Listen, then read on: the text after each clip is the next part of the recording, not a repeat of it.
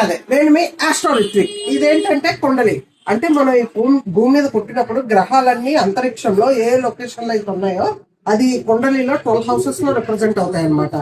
So దీంట్లో first house వచ్చేసి లగ్న కుండలి అంటారు. సో మనం ఈ భూమి మీద పుట్టినప్పుడు చంద్రుడు ఏ నక్షత్రంలో అయితే ఉన్నారో అది మన నక్షత్రం అయింది. అదే విధంగా చంద్రుడు ఏ రాశిలో అయితే ఉన్నారో అది మన రాశి అనమాట. సో అదే విధంగా ఈస్టర్న్ హారిజన్ లో ఏ రాశి అయితే ఉంటుందో అది లగ్న కుండలి అయింది.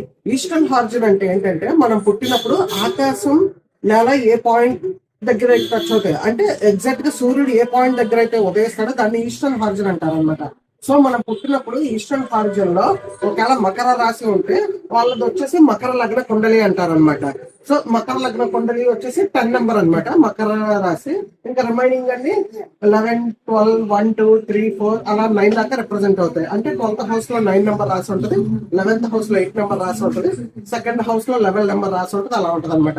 ఈ మకర లగ్న కుండలి వాళ్ళ క్వాలిటీస్ ఎలా ఉంటాయంటే వాళ్ళు చాలా డిసిప్లైన్ గా ఉంటారు, చాలా రెస్పాన్సిబుల్ గా ఉంటారు అనమాట, ఫుల్ హార్డ్ వర్కింగ్ గా ఉంటారు అనమాట. వాళ్ళు ఏంటంటే చాలా ప్రాక్టికల్ గా ఉంటారు, లాంగ్ టర్మ్ ప్లానర్స్ అనమాట. ఏదైనా లాంగ్ టర్మ్ గా ప్లాన్ చేస్తూ ఉంటారు, చాలా కాన్షియస్ గా ఉంటారు అనమాట. ఎవరు నన్ను ఈజీగా నమ్మరు.